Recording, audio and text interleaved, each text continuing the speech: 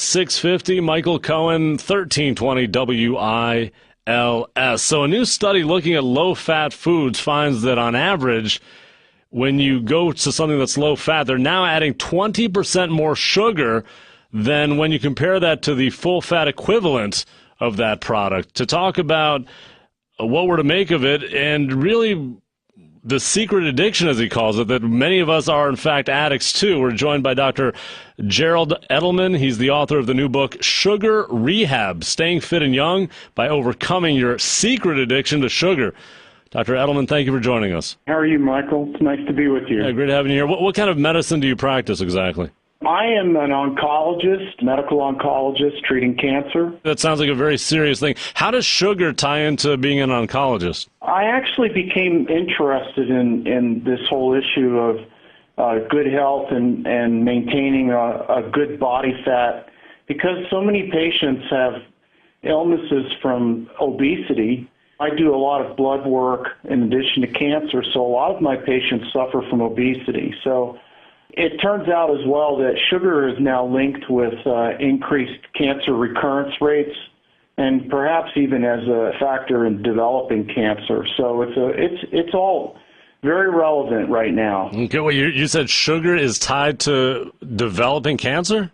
Yes, there have been some actual epidemiologic studies that have indicated that high blood sugar levels, societies that have a lot of sugar in their diets have increased incidences of cancer in addition to diabetes and obesity and cardiovascular disease. Well, there's certainly a lot of things that can cause health problems. How did you, or at what point did you suddenly find yourself focusing on sugar? Well, I started to develop the concept for my book about 10 years ago. I was going through a divorce at the time, and I was interested in maintaining my own health and looking fit. And so I started doing the research. I actually put my book, Sugar Rehab, in electronic form. It's an electronic book about 3 years ago. Some folks around me, including some patients, encouraged me to put this into publication, which it just got published. The website is sugarrehabbook.com. I never imagined a divorce would be kind of a trigger to a healthy lifestyle. Does that tend to be the case? It did turn out to be the case, and it's a good lesson for folks to try to take what they see as negatives and convert them into something positive. Now, when you say you call it a secret addiction to sugar, what makes it such a secret?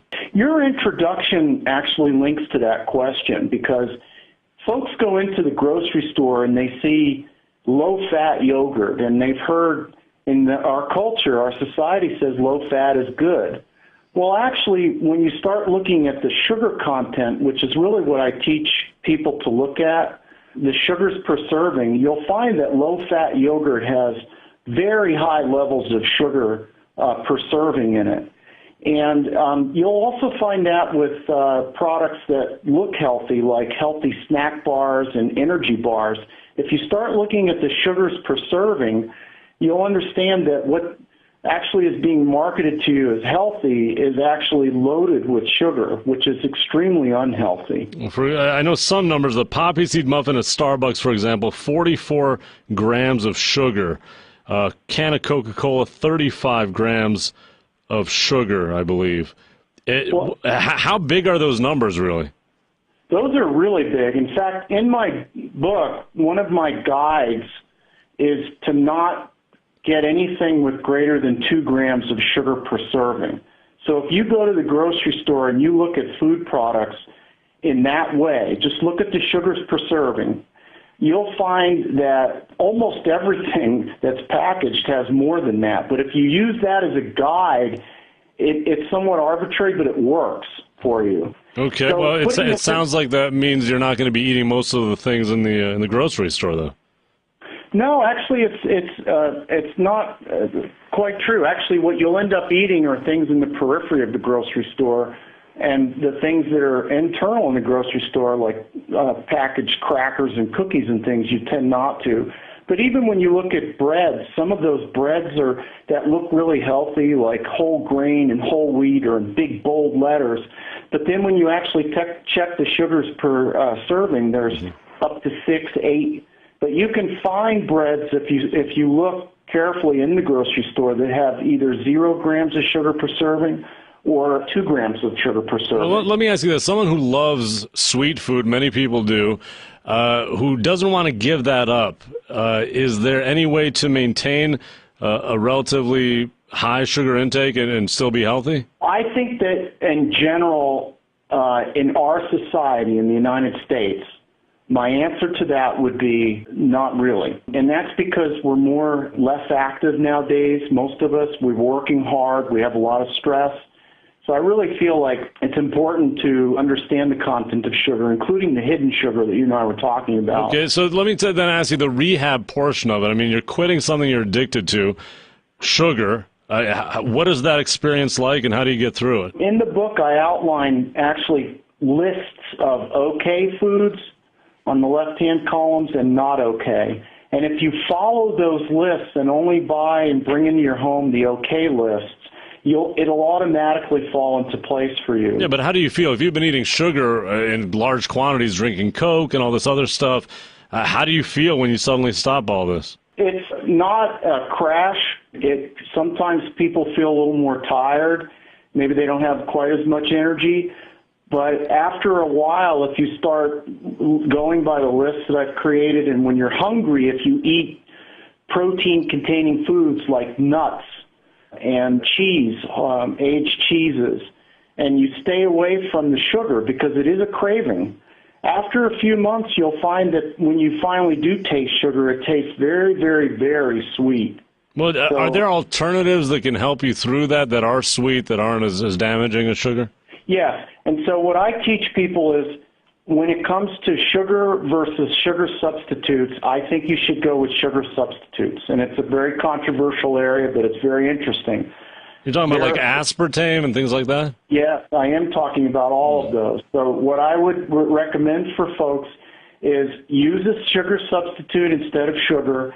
If it causes something like headaches or some symptom that makes you not feel good, then use another sugar substitute. Tell me, though, if we're talking about different chemicals, why do you view those as being better than something natural like sugar? Well, the reason they're better is because our goal is to go from being overweight to not being overweight. That's the way you think. In order to get from being overweight, which is the real enemy, to getting not overweight and to being the right body mass, the sugar substitutes are helpful. Okay, that makes sense. But what about things like white bread, things people love to eat in mass? Does the body process that in a similar way as it does sugar? Yes, and as I say in my book, Sugar Rehab, people should view white bread as sugar. I try to teach people sugar versus not sugar. So white bread, you said. So do you view white bread as addictive as sugar and as dangerous also? I view white bread as the same thing as sugar. That's the way my mind thinks now, with just a little bit of reshaping how you think and simplifying your thoughts. One of the things I'd like people to do is simplify the way you think about what you eat. I don't view white bread as any different than sugar. It has the same chemical effect when it's absorbed into your bloodstream as when you eat a tablespoon of sugar. You know what's interesting, Mike, is you're talking about grams per sugar. Just the other day, I was with someone that had a tonic water. He ordered a tonic water, and I think he thought that tonic water was just fizzy water. We looked at the sugars per serving, and it had 43 grams of sugar per serving. Wow. That's how interesting this is, and if you're just a little aware of the sugars per serving, really helps. Okay, let me ask you one last thing as a doctor. Did you test your blood regularly? Were you able to see any real changes in your own biochemistry when you changed and walked away from sugar? I have tested my blood. I don't test it very frequently. I do pretty much once or twice a year. And yes, my cholesterol improved. And I'll tell you, the way you asked me about how you feel when you come off sugar, ultimately you feel terrific because you don't have the ups and downs of these rushes that sugar causes. So you can tell just by how you look and how you feel. But yes, I have also confirmed that with measuring once or twice a year in my labs. With your cancer patients, do you do you tell them that, look, of all the things that we're doing here, you need to stop consuming sugar and white bread?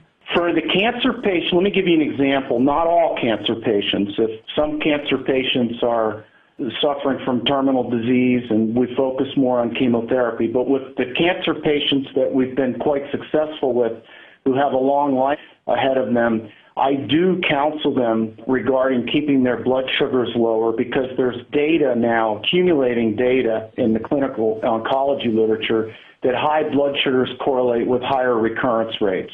Dr. Gerald Edelman, his book, Sugar Rehab, Stay Fit and Young by Overcoming Your Secret Addiction to Sugar, the website, sugarrehabbook.com. Dr. Edelman, thank you so much. Thank you, Michael. Enjoyed it.